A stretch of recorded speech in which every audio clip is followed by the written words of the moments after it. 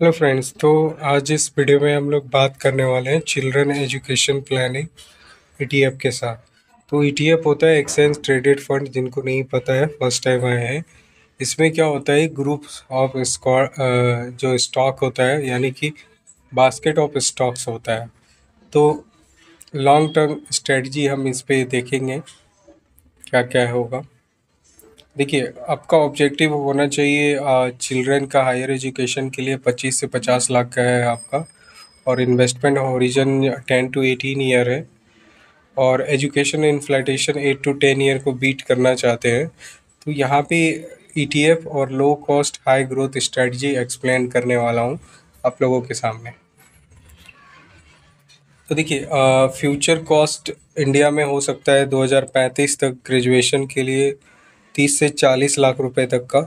अगर आपका बच्चा एब्रॉड में 2035 तक अगर जाता है तो 75 से 1 करोड़ का खर्च आएगा 2035 तक में एजुकेशन में। एनुअल इन्फ्लेटेशन एजुकेशन में 9 to 11%।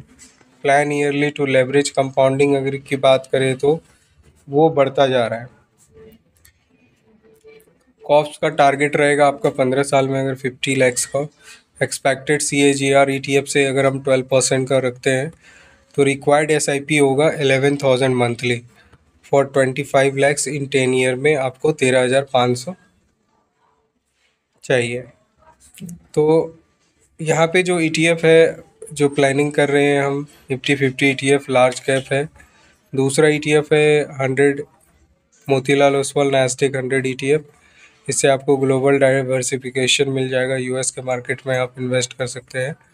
आईसीआई प्रूडेंशियल का निफ्टी नेक्स्ट 50 ईटीएफ है, जो कि 50 कंपनियों के बाद नेक्स्ट 50 कंपनियां हैं निफ्टी 50 का, जिसमें हाई ग्रोथ पोटेंशियल भी है। एक हमारा कोटक निफ्टी का mid cap 150 higher growth exposure है, और आपको रीबैलेंसिंग करना है एवरी 2 ईयर में। रीबैलेंसिंग का मतलब आप देखेंगे कि 2 साल में आपको पैसा कहाँ पे ज़्यादा डालना है। आपको एसआईपी करना है ईटीएफ्स में, ठीक है, और एनुअली जो है 10% आपको इंक्रीज करना है अपना एसआईपी अमाउंट।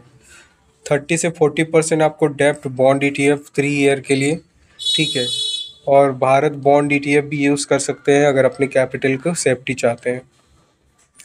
ईटीएफ क्यों प्लानिंग कर रहे हैं एजुकेशन के लिए? देखिए, एक्सपेंस रेशियो इसका बहुत कम होता है, टैक्स इफिशियंट होगा। After 3 year long term capital gain आपको लगेगा 10%, और डाइवर्सिफाइड एक्सपोजर रहेगा, और कोई भी एक्टिव फंड मैनेजर नहीं होता है, जिससे रिस्क भी कम हो जाता है। देखिए, अगर 11 के मंथ यूज़ करते हैं आप, एस आई पी करते हैं 0 to 15 ईयर का बच्चा है, तो आपका 12% सी ए जी आर में आपका 50 लाख का कॉप्स बन जाएगा। अगर एज 3 to 18 है तो 8 के मंथली अगर आप पे करते हैं तो 40 लैक्स होगा। एज अगर आपका बच्चे का 6 to 21 ईयर्स है, 6.5 के मंथली यूज़ करते हैं तो 35 कॉप्स बन सकता है। इसके साथ ही देखिए, आपको फंड कैसे कैसे इन्वेस्ट करना है वो मैं आपको बता देता हूँ।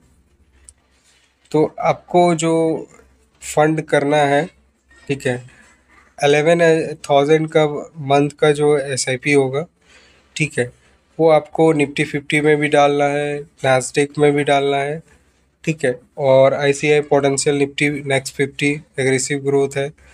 Kotak Nifty mid cap 150 ETF growth exposure rebalancing भी कर सकते हैं। तो इन सब ईटीएफ में आप रिकमेंडेड प्लानिंग है कि आप इनसे आप अचीव कर सकते हैं, ठीक है।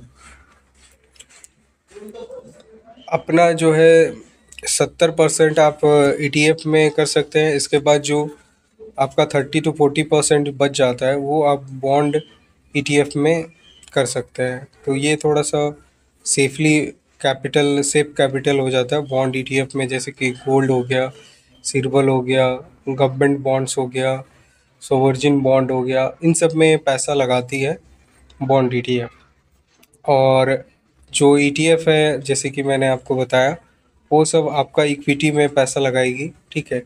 तो नेक्स्ट 50 हो गया, मिड कैप हो गया, नैस्डैक हो गया, मान के आप चलते हैं 12% का भी पर एनम मिलता है, तो एक अच्छा खासा कॉप्स भी आपका बन जाता है। तो ये था इन्वेस्टमेंट स्ट्रेटजी चाइल्ड प्लानिंग के लिए, ठीक है।